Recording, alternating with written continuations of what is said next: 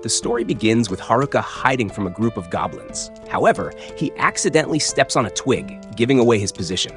Despite this, he confidently leads the goblins into a trap, pleased with how well he's been surviving alone in this new world. We flash back to see how Haruka ended up in this situation. Haruka has always been a loner, preferring books over people. In his classroom, there were clear social cliques: popular girls, delinquents, jocks, the class rep, nerds, and other outcasts. Haruka, however, stayed out of it all. He didn't care for his classmates and was content with his isolation. One day, a magic circle appeared, much like the ones he'd read about in manga.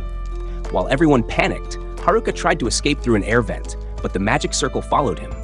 Eventually, he found himself in a mysterious white void, where an old man, presumably a god, explained that his classmates had already been transported to another world, and now it was his turn. Haruka was given the chance to choose his skills and stats before being sent to this new world, but all the best abilities were already taken.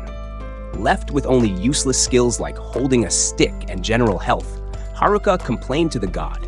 Annoyed, the god granted him all the remaining, seemingly worthless skills at once. Upon entering the new world, Haruka quickly realized that his bag had unlimited storage. His first skill involved rolling dice to allocate stat points, so he decided to focus entirely on luck, maxing it out. This choice paid off as he discovered he had two special skills: Loner, which prevented him from forming parties with others, and Servitude, which allowed him to command others. Haruka set out to establish a base and came across a cave. Using his limited skills like temperature magic, he made a fire and began to make the cave his home. Surprisingly, his basic abilities like fire magic and stick wielding started to improve rapidly. He found edible mushrooms that increased his latent abilities and soon became adept at surviving in this new world. His first encounter with monsters came in the form of two goblins.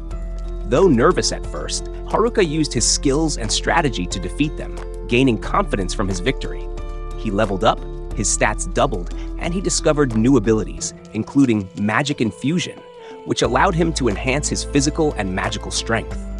Over the next few days, Haruka continued to refine his abilities, defeat more goblins, and even decorate his cave with magic. Despite his victories, he was still craving meat and soon encountered a meaty rabbit. While chasing it, he sensed other presences nearby. It turned out to be his classmates. First, he spotted the delinquents, then the jocks, nerds, and finally, the popular girls. Each group made him uncomfortable, and despite knowing the class rep since grade school, Haruka chose to avoid everyone. Realizing that his life of solitude in this new world offered him the freedom to live without anyone interfering, Haruka made a final decision.